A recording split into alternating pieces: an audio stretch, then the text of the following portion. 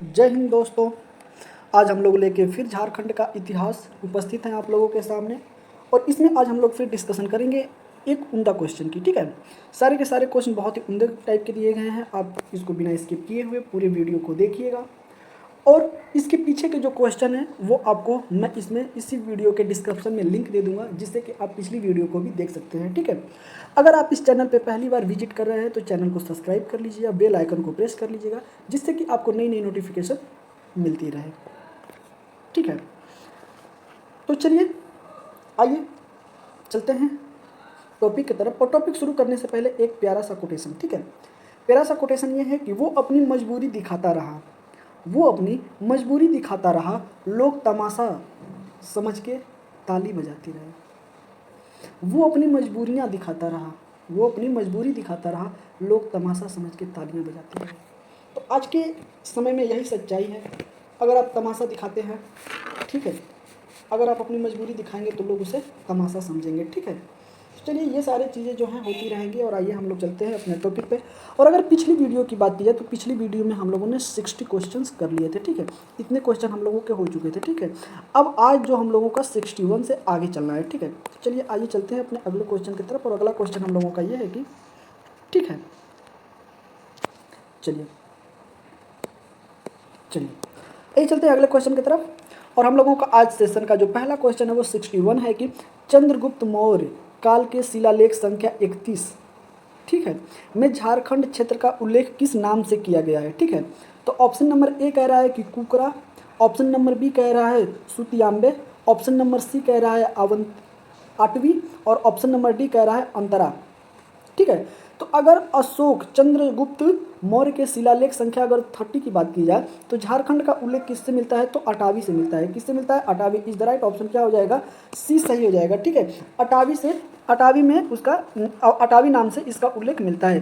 13वें शिलालेख जो है चंद्रगुप्त मौर्य का, उसमें जो उल्लेख मिलता है वो अटावी नाम से मिलता है। ठीक है, चलिए आइए चलते हैं अपने अगले क्वेश्चन की तरफ। और अगला क्वेश्चन भी हम लोगों का बहुत ही उम्दा क्वेश्चन है। ठीक है, अगला क्वेश्चन हम लोगों का यह है कि झारखंड में खुदाई के दौरान पाए जाने वाले सिक्के के संबंध में इनमें से कौन सा युग्म सुमेलित नहीं है। ठीक है, हम लोगों को नहीं वाला बताना है। ठीक है, तो आइए चलते हैं आगे। और आगे दिया है कि चार बासा, ठीक है, इंडो सिथिरन सिक्के। ठीक है, बी दिया है कि सिंह भूम रोमन सम्राट के सिक्के। ऑप्शन नंबर सी कह रहा है कि रांची कुषाणकालीन सिक्के। ठीक है, और ऑप्शन नंबर डी कह रहा है कि हजारीबाग यूनानी सम्राट के सिक्के। ठीक है, तो कौन सुमेलित नहीं है। ठीक है, तो कौन सुमेलित नहीं है हम लोगों का, तो हो जाएगा हजारीबाग यूनानी सम्राट के सिक्के। ठीक है, इज द राइट ऑप्शन हम लोगों का डी हो जाएगा। ठीक है, अगर चार बासा इंडो सिथिरियन की अगर सिक्के की बात की जाए तो ये मिला है। ठीक है, ये युग्म बिल्कुल सही है। सिंह भूम की अगर बात की जाए तो रोमन सम्राट के सिक्के मिले हैं, बिल्कुल ये भी सही है। और अगर रांची की बात की जाए तो कुषाणकालीन के भी सिक्के मिले हैं। ये तीनों के तीनों क्या है, तो सही है। ठीक है, और इसमें से गलत कौन सा है, तो हजारीबाग में यूनानी सम्राट के सिक्के मिले हैं, ये हम लोगों का गलत है। ठीक है, चलिए आइए चलते हैं अपने अगले क्वेश्चन की तरफ। अगला क्वेश्चन हम लोगों का यह है कि प्रथम मुंडा आंदोलन किस वर्ष हुआ था। ठीक है, जो मुंडा विद्रोह हुआ था वो किस वर्ष हुआ था। ठीक है, ऑप्शन नंबर ए कह रहा है कि 1705 में, ऑप्शन नंबर बी कह रहा है 1710 में, और ऑप्शन नंबर सी कह रहा है 1709 में, और ऑप्शन नंबर डी कह रहा है कि 1797 में। ठीक है, अगर मुंडा विद्रोह की बात की जाए, मुंडा आंदोलन की बात की जाए, जो कि प्रथम मुंडा आंदोलन किस वर्ष हुआ था, तो ये हुआ था 1797 में। ठीक है, कब हुआ था, 1797 में। ठीक है, इसका इज द राइट ऑप्शन क्या हो जाएगा, is the right option D हो जाएगा। ठीक है, चलिए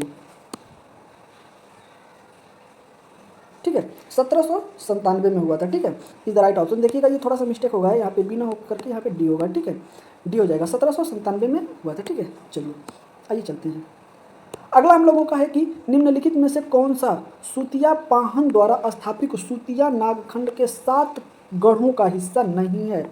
इसमें भी हम लोगों को नहीं देखना है। ठीक है, तो क्या देखना है, सुतिया पाहन द्वारा स्थापित सुतिया नागखंड के 7 खंडों का हिस्सा नहीं है। ठीक है, ऑप्शन नंबर ए कह रहा है कि लोहागढ़, ठीक है, जिसे हम इस समय प्रेजेंट टाइम में बोलते हैं लोहदगा। ठीक है, पलामूगढ़ जिसे हम पलामू बोलते हैं, और हजारीबाग। ठीक है, बी कह रहा है कि मानगढ़ जिसको हम मानभूम बोलते हैं, सिंहगढ़ जिसको हम सिंहभूम बोलते हैं। ठीक है, अगला है कि सुरगुजगढ़, ठीक है, जिसे हम सरगुजा बोलते हैं, और केसलगढ़। ठीक है, आगे बोलते हैं कि धनगढ़ धनबाद देवगढ़। ठीक है, तो जो हिस्सा नहीं है तो हिस्सा कौन सा नहीं है, इसमें हम लोगों का is the right option D हो जाएगा।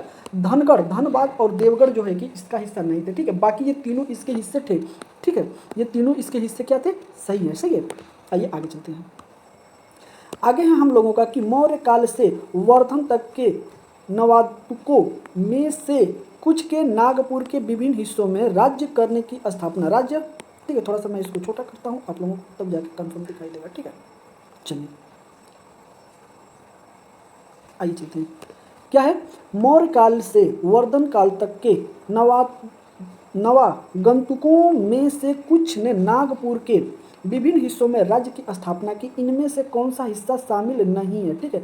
अभी हम आपको नहीं वाले इसलिए करा रहे हैं क्योंकि बहुत जगह आपको नहीं करके क्वेश्चन आता है और हम लोग उसको सही करके ट्रिक करके चले आते हैं। हमें लगता है कि हमने अपना क्वेश्चन सही किया है, लेकिन वास्तव में वो क्वेश्चन जो होते हैं वो क्वेश्चन गलत हो जाते हैं, ठीक है। तो चलिए इसमें क्या करना है, नहीं वाले हम लोगों को देखना है। चलिए आइए हम लोग चलते हैं अपने ऑप्शन की तरफ और ऑप्शन हम लोग देखते हैं कौन सा इसमें ऑप्शन नहीं है, ठीक है। ऑप्शन की अगर बात की जाए तो पलामू, सुरगुजा, कोटाम्बे एवं बरवे के रक्सेल राजा, ठीक है।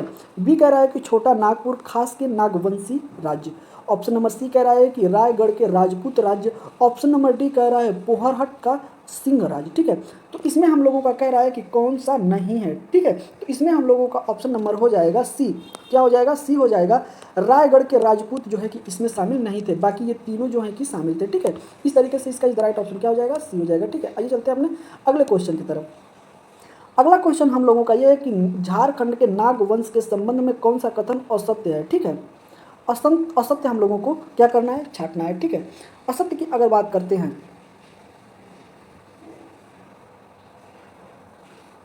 ठीक है, देखते हैं कि झारखंड के नाग वंश के संबंध में कौन सा कथन असत्य है, ठीक है। असत्य की हमें देखना है, ठीक है। तो आगे है ऑप्शन नंबर ए कि नाग वंश का छोटा नागपुर में विशेष प्रभाव नहीं था। ऑप्शन नंबर बी कह रहा है खुखरा नागवंशियों की राजधानी थी, ठीक है। ऑप्शन नंबर सी कह रहा है कि नागवंश की स्थापना 10वीं शताब्दी में मानी जाती है। ऑप्शन नंबर डी कह रहा है कि फणी मुकुट राय नागवंश का पहला शासक था, ठीक है। तो इसमें असत्य हम लोगों को देखना है, तो असत्य हम लोगों का कौन सा हो जाएगा, तो ऑप्शन नंबर ए हो जाएगा कि नागवंश का छोटा नागपुर में विशेष प्रभाव नहीं था, ठीक है। तो क्या था, विशेष प्रभाव था, ठीक, इसलिए ये गलत हो जाएगा, ठीक है। खुखरा नागवंश की राजधानी थी, बिल्कुल सही है। नागवंश की स्थापना 10वीं शताब्दी में मानी जाती है, ये भी बिल्कुल सही है। और फण मुकुट राय जो है कि नागवंश का पहला शासक था, ये भी सही है। तो ये तो आप लोग बिल्कुल विशेष याद रखिएगा कि मुकुट जो था, फणी मुकुट जो था वो नागवंश का प्रथम शासक था, ये भी हमको याद रखना है, ठीक है। इसमें हम लोगों को 2 क्वेश्चन हो गए, ठीक है। चलिए आइए आगे चलते हैं। आगे है कि नागवंश के किस शासक ने सुतियांबे से राजधानी स्थानांतरित कर चुटिया में स्थापित की, ठीक है। ऑप्शन नंबर ए कह रहा है कि उदय राय। ऑप्शन नंबर बी कह रहा है Mohan Roy. Option number C कह रहा है रघुनाथ राय और ऑप्शन नंबर डी कह रहा है प्रताप राय, ठीक है। तो वो कौन नागवंश का शासक था जिसने अपनी राजधानी को स्थानांतरित किया था, कहाँ से, तो सुतियांबे से राजधानी स्थानांतरित किया था और चुटिया में राजधानी स्थापित किया था। तो वो शासक कौन था, तो वो शासक जो थे वो थे हमारे प्रताप राय, ठीक है। इज द राइट ऑप्शन हम लोगों का डी हो जाएगा, Pratap Rai is the right option, D सही है, ठीक है। चलिए आइए हम लोग आगे चलते हैं। अगला क्वेश्चन हम लोगों का ये है कि, ठीक है, अगला क्वेश्चन है कि रामगढ़ राज्य की स्थापना कब हुई थी, ठीक है। रामगढ़ राज्य की स्थापना कब हुई थी, ठीक है। ऑप्शन नंबर ए कह रहा है हम लोगों का कि 1207 ईस्वी में। ऑप्शन नंबर बी कह रहा है 1368 ईस्वी में और ऑप्शन नंबर सी कह रहा है 1405 ईस्वी में। ऑप्शन नंबर डी कह रहा है कि 1426 ईस्वी में, ठीक है। तो इसमें दिया है कि रामगढ़ की स्थापना कब हुई थी। तो रामगढ़ की अगर स्थापना की हम बात करते हैं तो 1368 में हुई थी, ठीक है। इज द राइट ऑप्शन हम लोगों का बी सही हो जाएगा, B is the right option, ठीक है। चलिए आगे चलते हैं। आगे हम लोगों का क्वेश्चन है कि रोहतासगढ़ पर शेर खान ने कब अधिकार किया था, ठीक है। जो शेर शाह सूरी शासक था वो रोहतासगढ़ के किले पर कब अधिकार किया था, ठीक है। तो ऑप्शन नंबर ए कह रहा है कि 1409 ईस्वी में। ऑप्शन नंबर बी कह रहा है 1538 ईस्वी में। ऑप्शन नंबर सी कह रहा है 1586 ईस्वी में और ऑप्शन नंबर डी कह रहा है कि 1622 ईस्वी में, ठीक है। रोहतासगढ़ किले पे कब ये अपना अधिकार किया था शेर शाह सूरी, तो कब किया था, अगर हम इसकी बात करते हैं तो ये किया था 1538 में, ठीक है। कब किया था अधिकार, 1538 में। इसका इज द राइट ऑप्शन हो जाएगा हम लोगों का बी, ठीक है। B is the right option हो जाएगा, ठीक है। 1538 में जो है कि रोहतासगढ़ पे शेर शाह क्या हुआ था, अधिकार कर लिया था, ठीक है। चलिए आइए आगे चलते हैं। आगे है किस वजह से मुगलों का ध्यान कोकहर की ओर गया था। ठीक है, कोकहर एक जगह है झारखंड में जहां मुगलों का ध्यान पहली बार किस वजह से गया था, क्या ऐसी क्या वजह बन गई थी जो मुगलों का ध्यान अपनी तरफ आकर्षित कर लिया था, कोकहर। ठीक है, कोकहर। ऑप्शन नंबर ए कह रहा है कि हीरो की वजह से, ऑप्शन नंबर बी कह रहा है हाथियों की वजह से।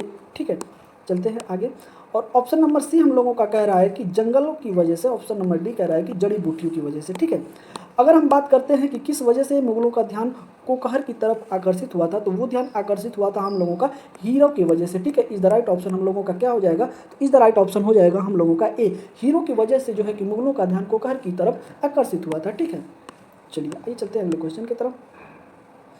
अगला क्वेश्चन है कि अकबर के शासनकाल में झारखंड का प्रमुख शासक वंश कौन था। ठीक है, तो अकबर का जब शासनकाल चल रहा था तो उस समय झारखंड के प्रमुख शासक कौन कौन से थे। ठीक है, तो ऑप्शन नंबर ए कह रहा है कि कोकरटक का नागवंश, पलामू के चेरों, सिंहभूमि का सिंह वंश, उपयुक्त में से सभी। ठीक है, अगर हम बात करते हैं इसका, ठीक है, कि इसमें कौन है, ठीक, तो अकबर के शासनकाल में झारखंड का प्रमुख शासन उपयुक्त में सभी हो जाएगा। ठीक है, इस द राइट ऑप्शन क्या होगा, सभी हो जाएंगे। ठीक है, इसमें क्या कौन था, पलामू के चेर थे, सिंहभूमि के सिंह वंश थे और कोरटक का नागवंश भी इसमें शामिल था। ठीक है, ये तीनों के तीनों उस समय शासन कर रहे थे।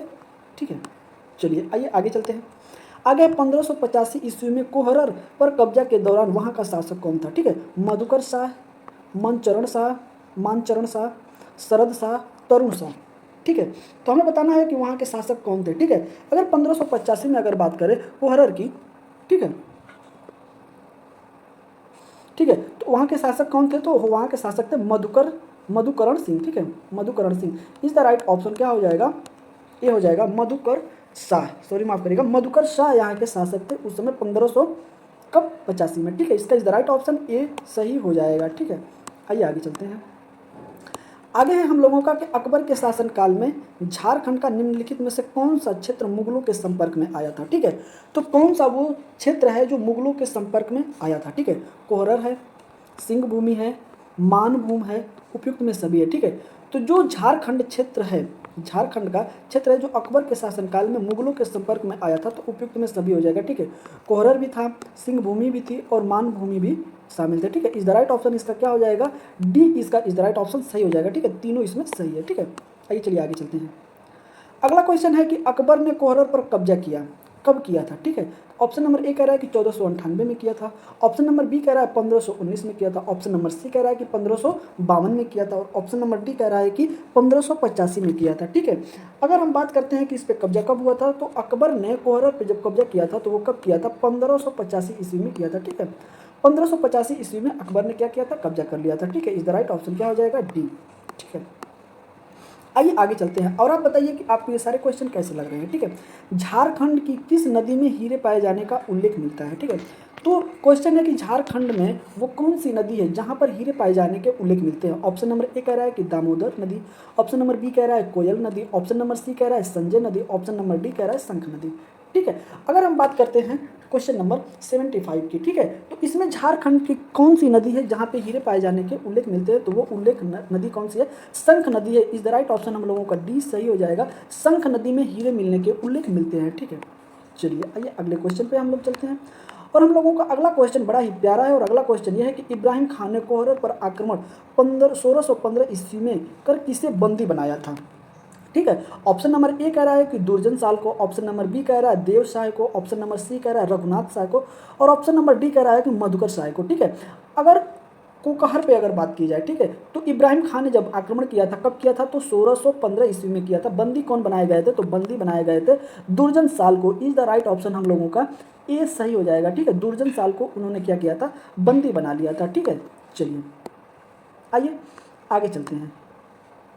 अगला है कि जहांगीर के समकालीन पलामू में किस चेरों राजा ने राज्य किया था। ठीक है, जब जहांगीर का शासनकाल चल रहा था तो उस समय पलामू जो है कि राज्य में चेरों के शासक ने, कौन शासक थे जो वहाँ पे राय किए, क्या किए थे, राज्य किए थे। ठीक है, तो ऑप्शन नंबर ए कह रहा है कि भगवत राय, ऑप्शन नंबर बी कह रहा है अनंत राय, ऑप्शन नंबर सी कह रहा है सहबल राय, ऑप्शन नंबर डी कह रहा है उपयुक्त में से सभी। ठीक है, अगर जो जहांगीर का शासनकाल की अगर हम लोग बात करें तो जहांगीर के शासनकाल में जो है कि ये चारों राजा थे। ठीक है। ये चारों राजा थे, ये तीनों राजा थे जो वहाँ पे शासन अलग अलग समय में किए थे। ठीक है, इज द राइट ऑप्शन इसका डी सही हो जाएगा। D is the right option. उपयुक्त में सभी भगवत राय भी किए थे, अनंत राय भी किए थे और सहबल राय भी किए थे शासन। ठीक है, चलिए आइए चलते हैं अपने अगले क्वेश्चन की तरफ। अगला क्वेश्चन हम लोगों का बड़ा ही उम्दा क्वेश्चन है। अगला क्वेश्चन है कि जहांगीर की आत्मकथा तुझे के जहांगीरी में एक नागवंशी राजा की चर्चा हीरे के, माफ करिएगा थोड़ा सा छोटा करना पड़ेगा, ठीक है।